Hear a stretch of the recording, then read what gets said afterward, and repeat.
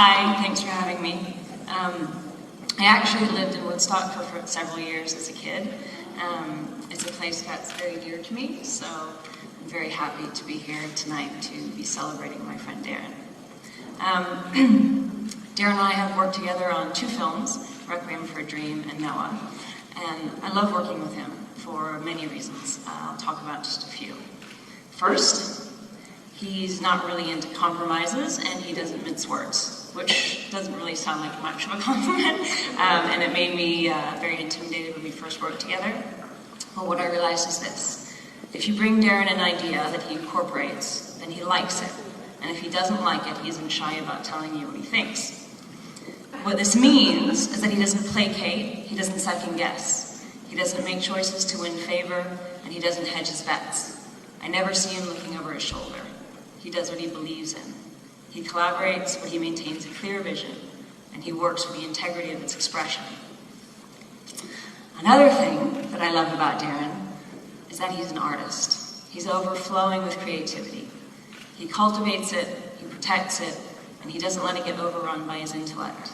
There's something savage in the explosion of ideas, images, and rhythms that crash into us and break new ground.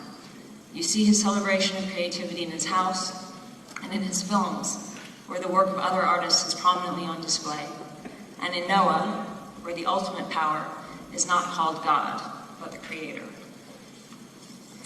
As a friend and a filmmaker, I also admire Darren for exploring the very biggest of issues: death, good and evil, climate change, redemption, what is perfect, what is sacred, what is human.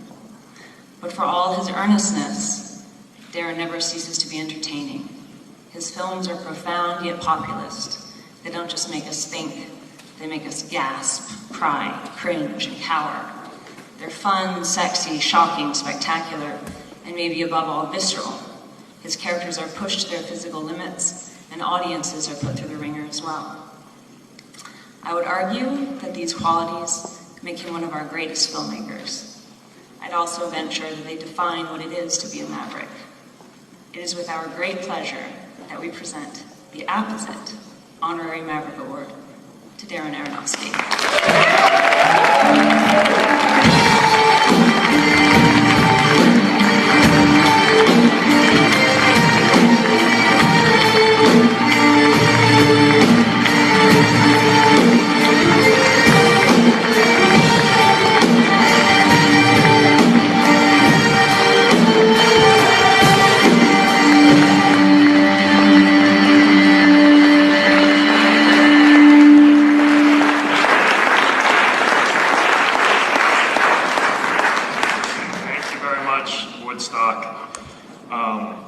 It's Woodstock, and I'm a maverick at Woodstock. That's pretty badass.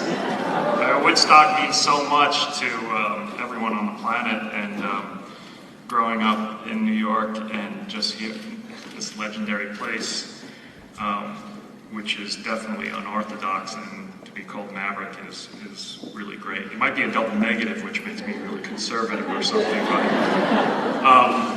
thank you to, look at my leading ladies. I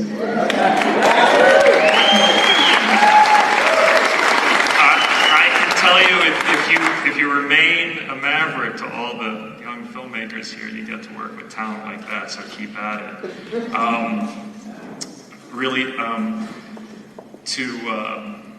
I just got to say, Natalie and Jennifer, it was a thrill every day, and they met every challenge I ever brought to any of them with tremendous courage. And I put both those people through many ringers, and they stuck with me. And to be here presenting this to me really means a lot. Thank you, guys.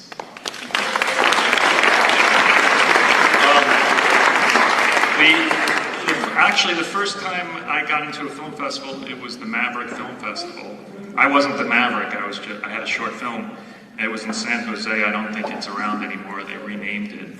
I didn't know what the word Maverick meant, even though I went to Harvard.